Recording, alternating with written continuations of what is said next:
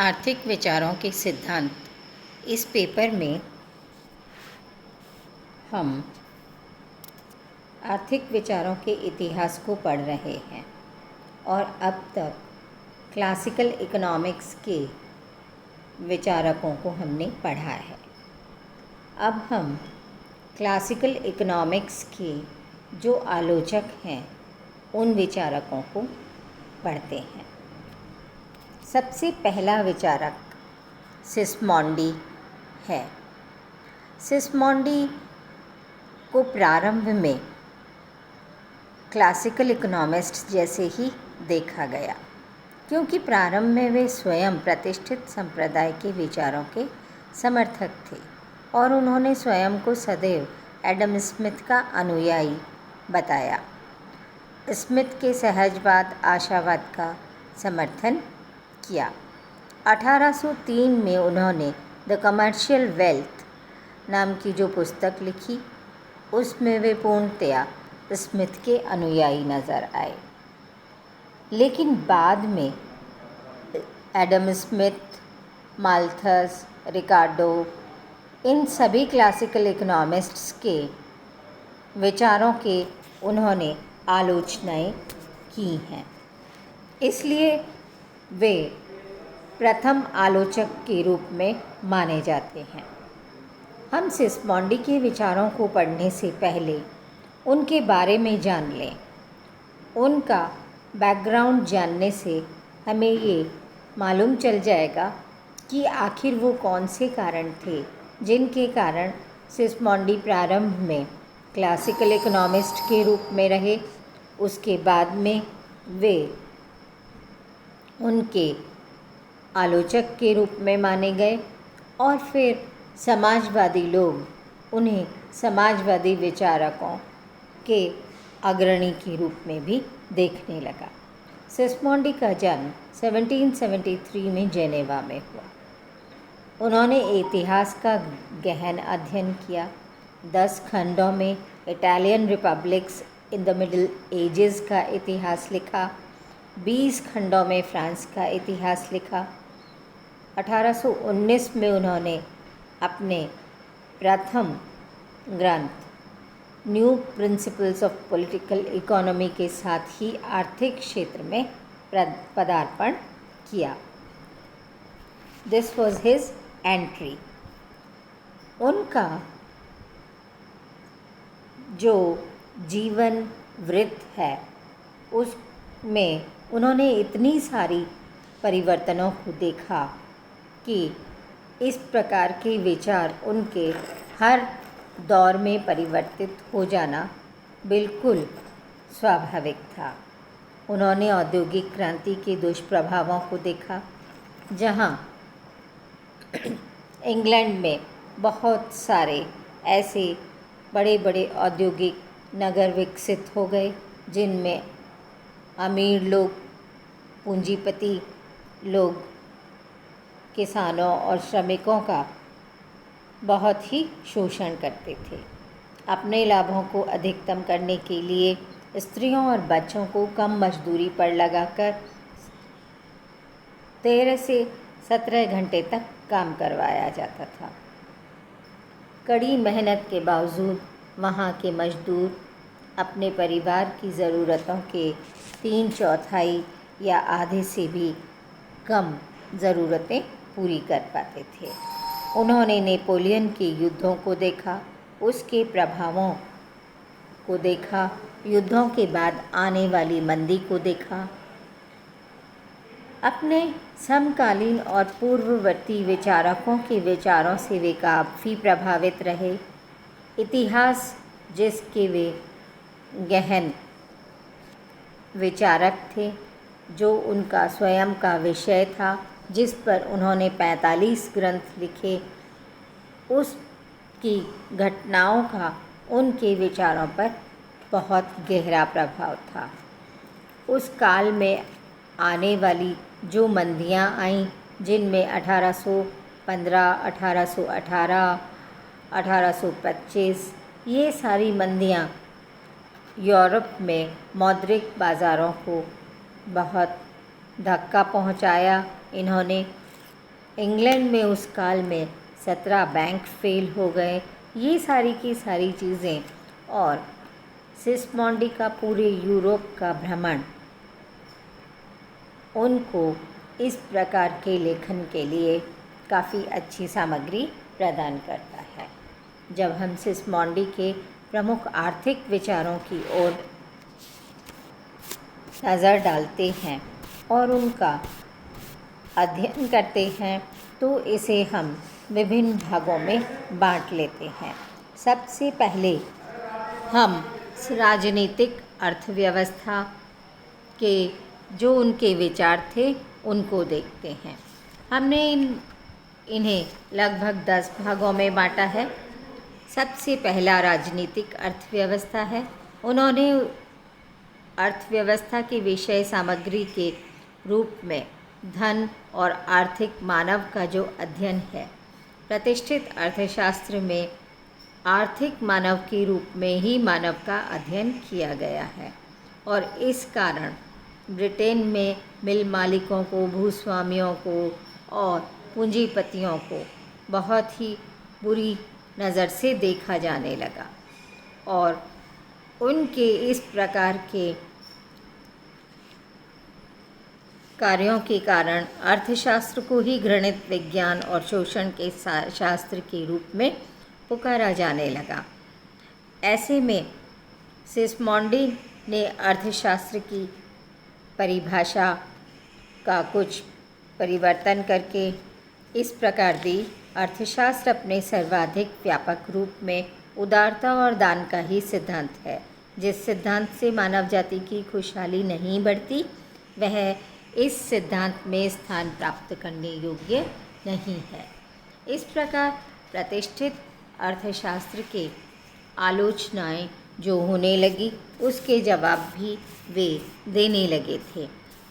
उन्होंने राजनीतिक अर्थव्यवस्था की प्रकृति में आदर्शवाद को शामिल किया।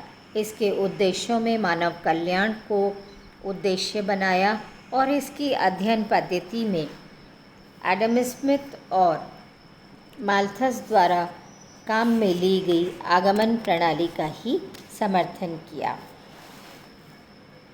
दूसरा सिद्धांत जो सिस्मोंडी का था, वह अति उत्पादन और प्रतियोगिता के संबंध में उनके विचार थे। अति उत्पादन, उन्होंने से के बाजार नियम पर विश्वास तो किया, परंतु वे इस विचार से बिल्कुल सहमत नहीं थे कि मांग व पूर्ति का साम्य सदैव बना रहेगा।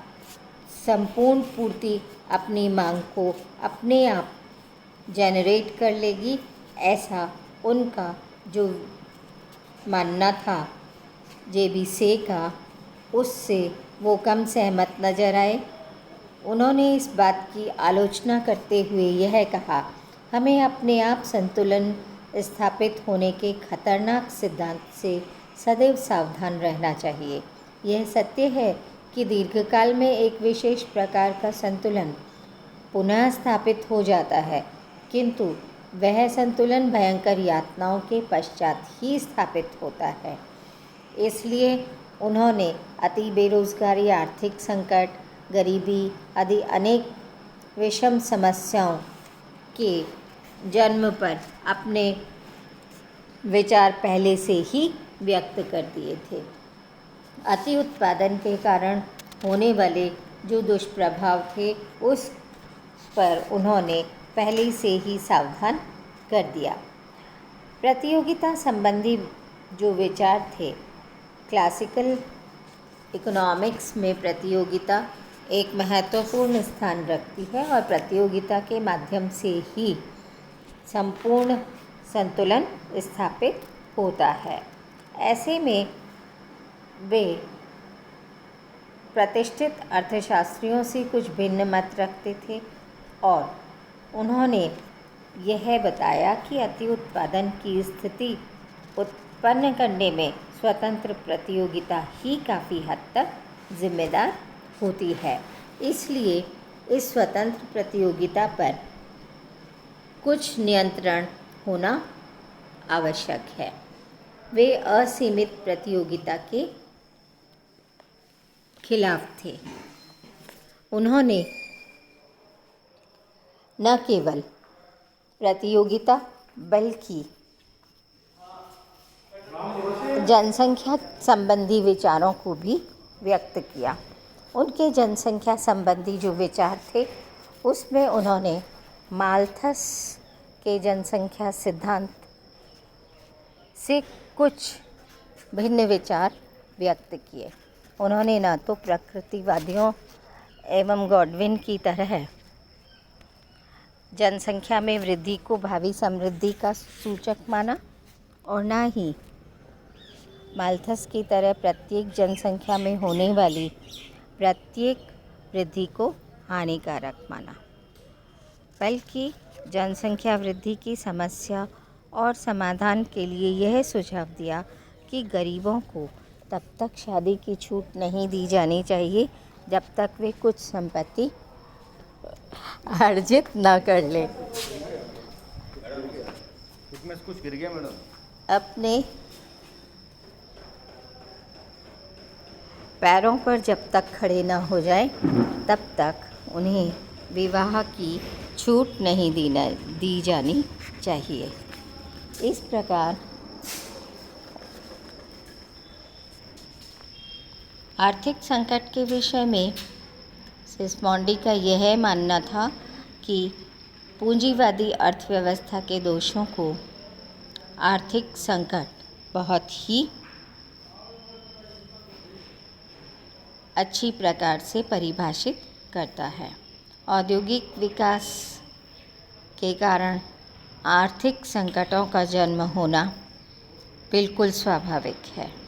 मजदूरों की दीन दशा का कारण उनका स्वतंत्र अस्तित्व में नहीं रहना और धन व संपत्ति का एक दूसरे से अलग हो जाना होता है।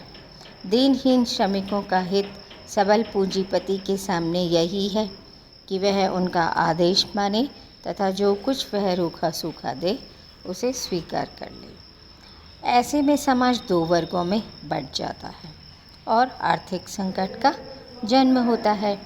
बाज़ारों का आकार बढ़ जाता है जिससे उत्पादक मांग का सही अनुमान नहीं लगा पाते। न केवल आर्थिक संकट इसलिए जन्म लेते हैं बल्कि मशीनीकरण के कारण भी आर्थिक संकट जन्म लेते हैं। प्रतिष्ठित अर्थशास्त्रियों ने मशीनों के उत्पादन के क्षेत्र में काफ़ी बड़े पैमाने के उत्पादन को महत्व दिया, किंतु यह बड़े पैमाने का जो उत्पादन है इससे अनेक प्रकार के नए संकट उत्पन्न हो जाते हैं। मशीनीकरण को उन्होंने एक मिश्रित वरदान मानकर अवांछनीय मशीनीकरण का विरोध किया है। मशीनीकरण से पहले बाज़ारों के विस्तार पर बल दिया जाना चाहिए ताकि मशीनें जब उत्पादन क्षेत्र में आएं तो श्रमिक बेरोज़गार नहीं हो सके। दो भागों में जब समाज बढ़ जाएगा तो ऐसी स्थिति में वर्ग संघर्ष का जन्म होगा और ये जो वर्ग संघर्ष है यह अति उत्पादन और आर्थिक संकटों के कारण और अधिक बढ़ जाता है। इस प्रकार इन मूल विचारों के साथ साथ यदि हम सिस्मोंडी के विचारों का मूल्यांकन करें तो पाएंगे कि वे प्रथम आलोचक थे, उच्च कोटि के लेखक, विचारक, अर्थशास्त्री, इतिहासकार, समाज सुधारक एवं मानवतावादी थे। इस प्रकार का विचारक जिसने सब प्रकार से अर्थशास्त्र को सारे आयामों से देखा वह बहुत कम मिलता है। सिस्मोंडी के विचारों में न केवल प्रतिष्ठित अर्थशास्त्र की आलोचना मिलती है बल्कि उनके विचारों में प्रतिष्ठित अर्थशास्त्र के अनेक सिद्धांतों के प्रति समर्थन और कुछ सिद्धांतों के प्रति जो आलोचनाएं हैं उनका जवाब भी मिलता है। सिस्मोंडी एक समाजवादी थे, इस विषय पर बार बार विवाद होता है। सिस्मोंडी के विचारों में समाजवाद के आधार के अनेक तत्व दिखाई देते हैं। जैसे सिस्मोंडी समाज को दो वर्गों में विभक्त बताते हैं, जो समाजवाद का आधार है। समाजवाद के अंतर्गत औद्योगिक प्रगति के कारण ही मजदूर वर्ग जन्म लेता है। सिस्मोंडी का भी यही कहना था।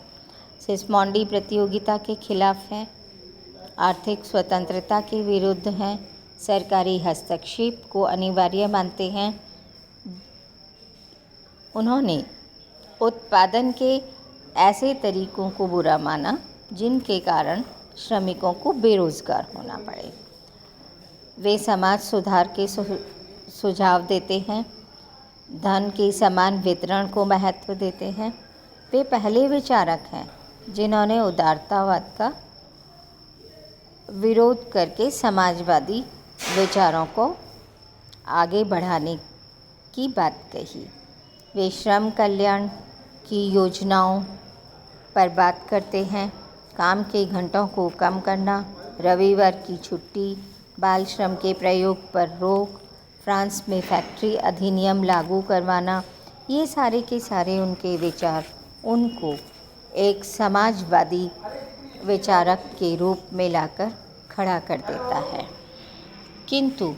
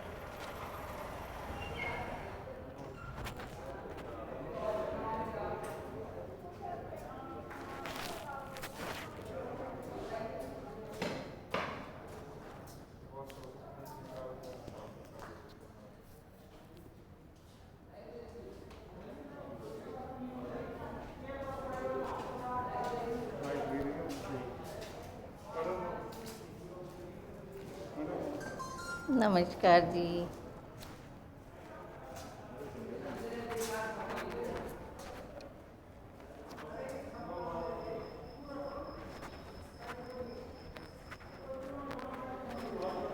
हे भगवान, क्यों नहीं हुआ रिकॉर्ड?